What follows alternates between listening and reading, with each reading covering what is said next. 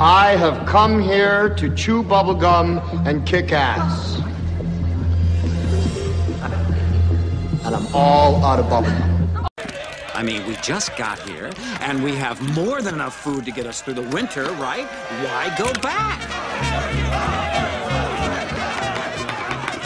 But there was that ant that stood up to me. Yeah, but we can forget about him. Yeah, it was just one ant. Ooh, one ant.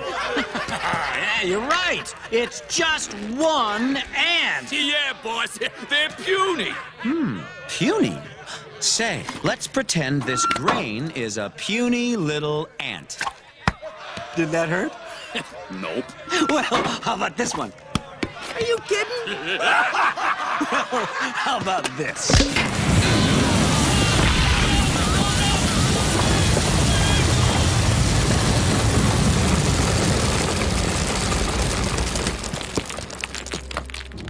You let one ant stand up to us, then they all might stand up. Those puny little ants outnumber us 100 to 1. And if they ever figure that out, there goes our way of life. It's not about food. It's about keeping those ants in line. All you ants, ideas are very dangerous things. You are mindless, soil-shoving losers. Put on this earth to serve us. You're wrong, Hopper.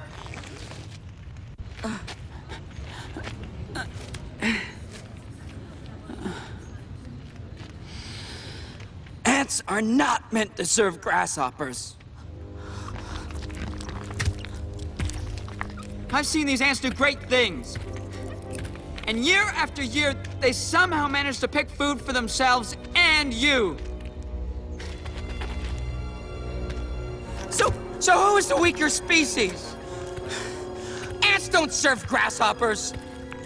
It's you who need us.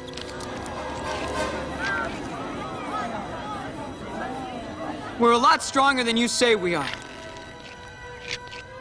And you know it, don't you?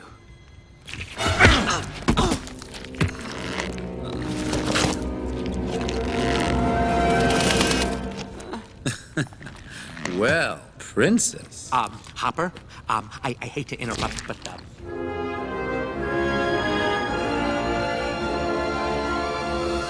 you ants stay back!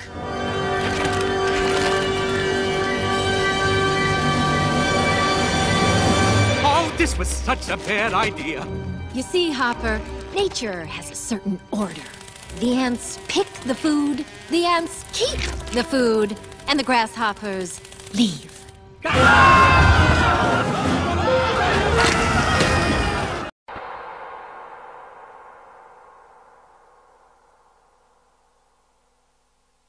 Let us never tolerate outrageous conspiracy theories.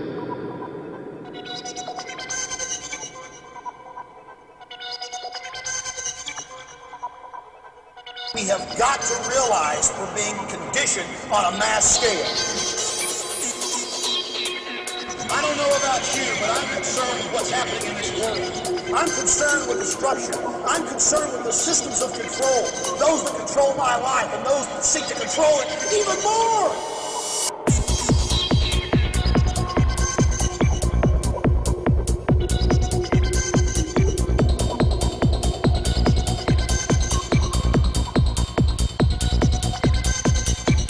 Listen, I know what tyranny means. I know the bankers are putting poison in our food and water.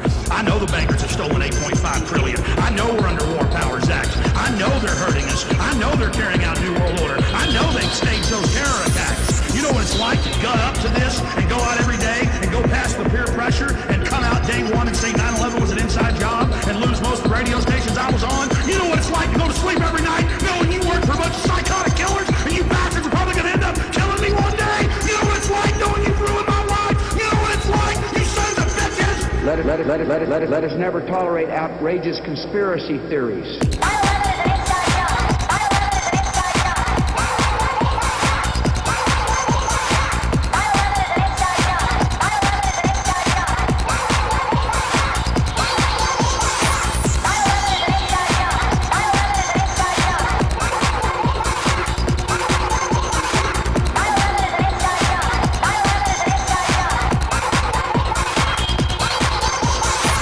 heard reports of secondary explosions after the aircraft impacted, whether in fact there wasn't something else at the base of the towers that in fact were the coup de grace to bring them to the ground.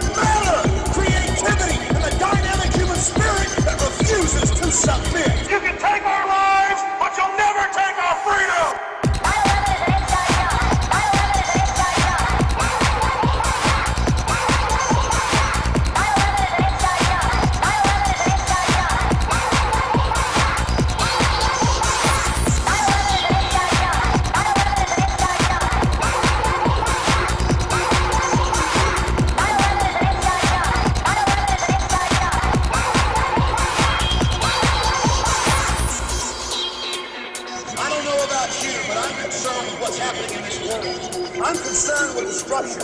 I'm concerned with the systems of control.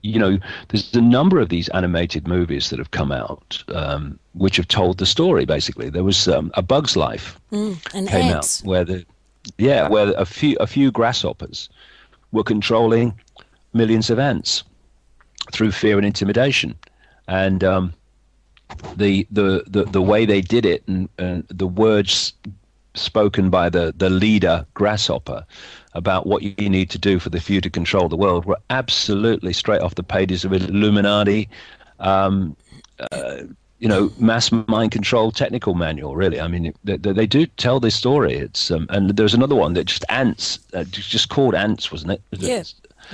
That was another story of how millions of ants were being led to total destruction by a few leaders. You know, the tail's wagging the dog. That's the thing. And you know, I was looking at it because obviously now I'm turning my mind to Australia because nearly coming there because I like to research places as close to the time that I'm going as possible because then it's all fresh in my mind.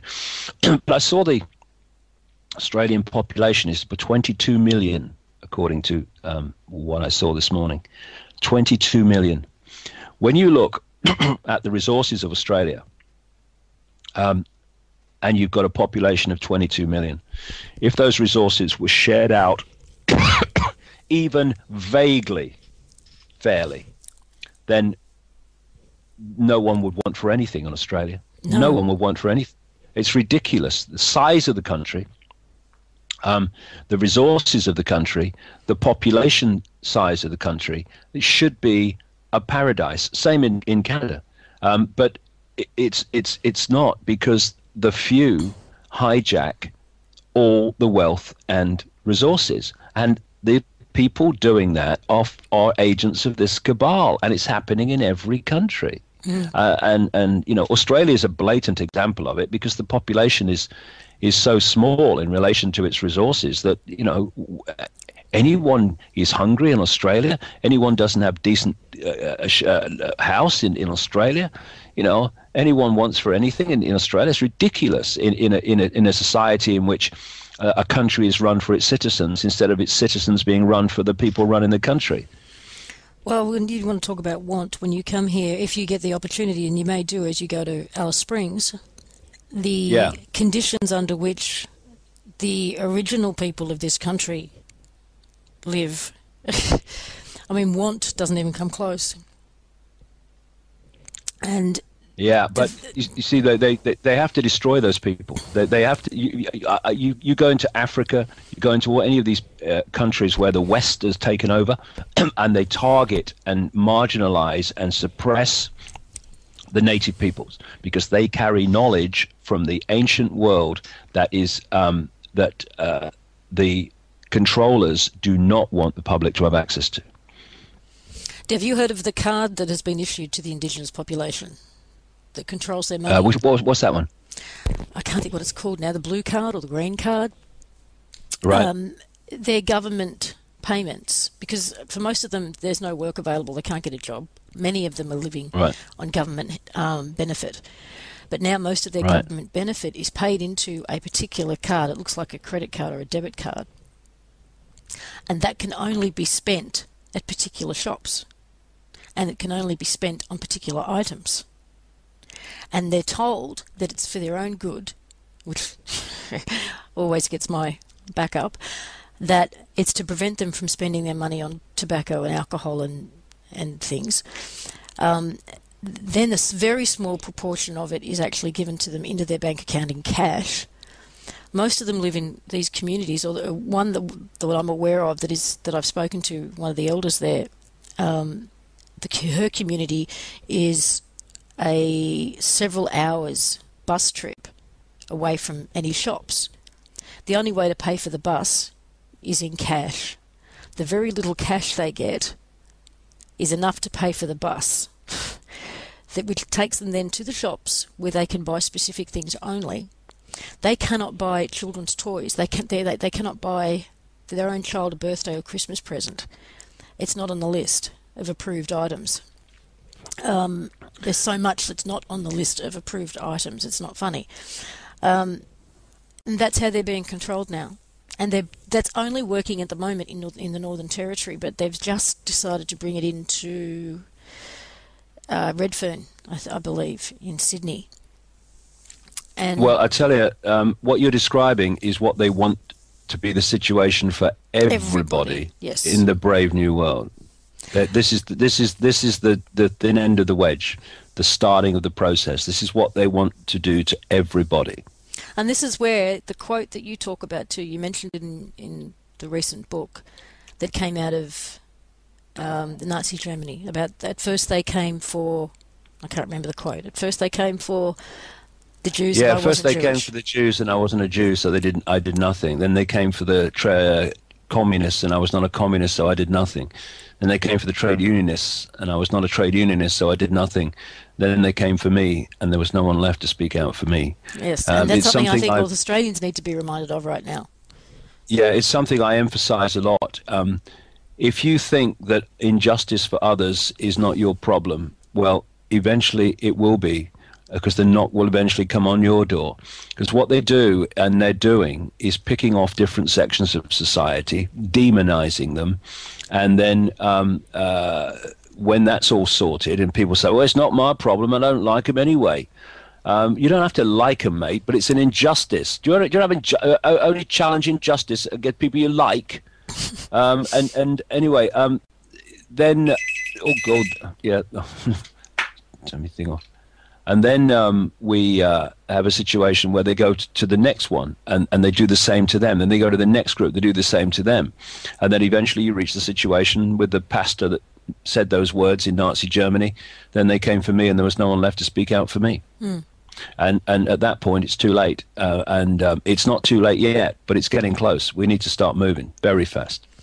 Well, one thing I did like about your book is that even though, you know, we're talking about pretty heavy subject matter here, you do also show that there is a way out. There are solutions. And that, I think, is very, very important. There's enough people jumping up and down and screaming about what's wrong. We need to start talking about what's right and what can fix what's wrong. And, we need solutions. Yeah. So yeah, we do, but I'll be talking about that. The whole of the last section of the 4 sections of my talk in Australia will be about that. Yes, good. And it's about removing. It's not so much solutions; it's removing the cause of the problem, and the cause of the problem is us. And we can cease, therefore, to be the cause of the problem. That's the great news. It is in our hands to a very large extent. Yes.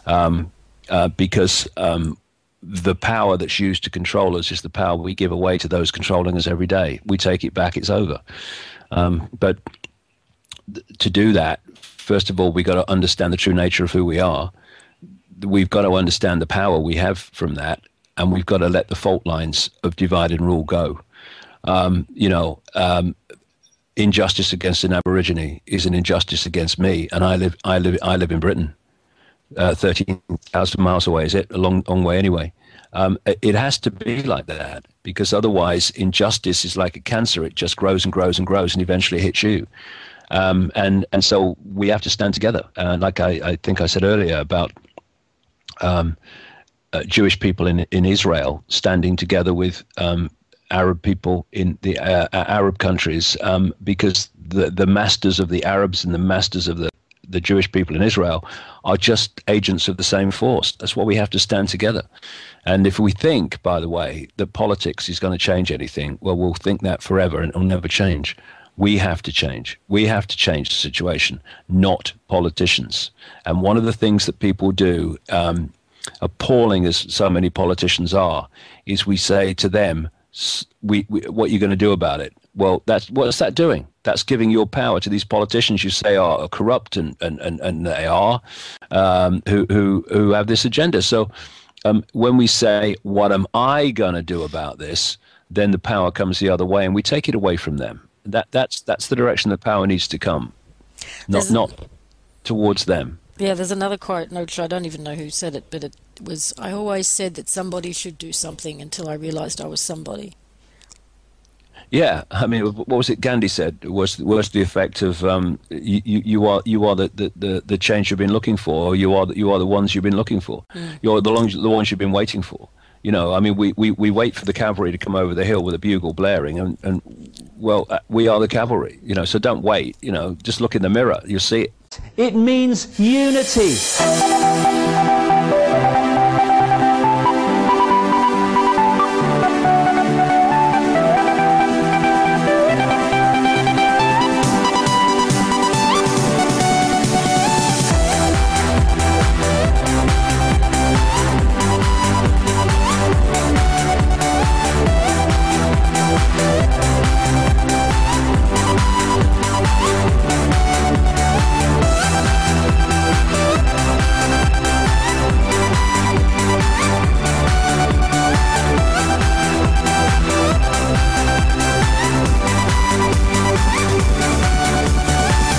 We've got to stop fighting each other before we're divided and ruled into total enslavement. The power that is used to enslave us is the power we give to the enslavers every day. They don't have power, they have our power. We give it to them.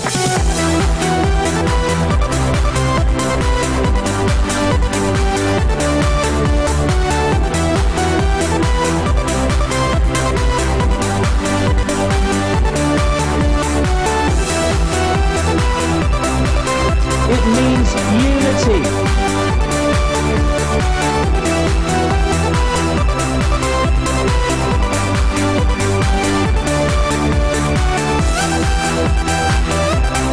Unity.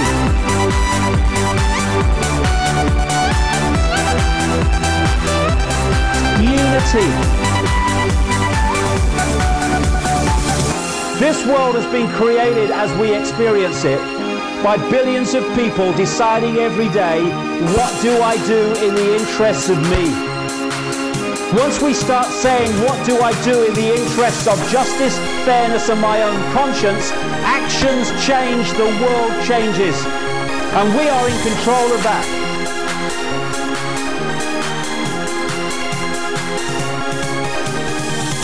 If we stopped making decisions about our actions based on what is right for us in the moment and started doing what we knew to be right by conscience and justice, this world would transform.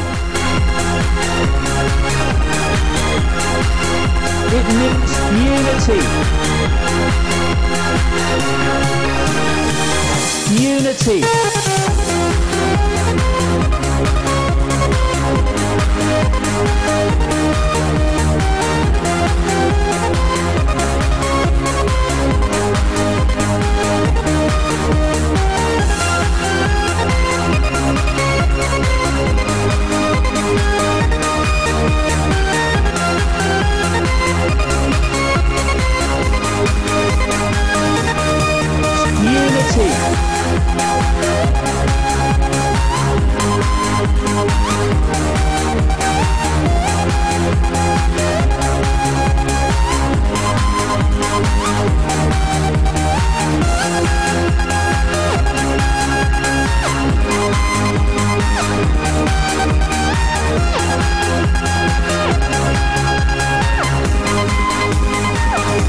It means unity. So we might have a different religion or no religion. So we might be a Jew or a Muslim or a Christian, or might be black or white or sky blue bloody pink. This is not a big brother global agenda to enslave Jewish people or to enslave Islamic people or to enslave white people middle class. It's a global agenda to enslave all of us. And if we don't unite and we go on being divided and ruled, then they will enslave all of us. If we unite, get rid of the nonsense fault lines of manufactured division, and then through unity of response and non-cooperation with our own enslavement, they will not be able to do this.